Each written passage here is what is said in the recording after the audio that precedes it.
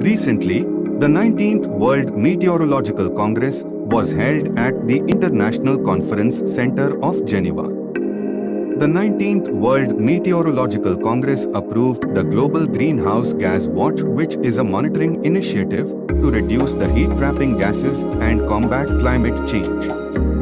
The Global Greenhouse Gas Watch will fill critical information gaps and provide an integrated and operational framework. The framework will bring all space-based and surface-based observing systems, as well as modeling and data assimilation capabilities, under one roof.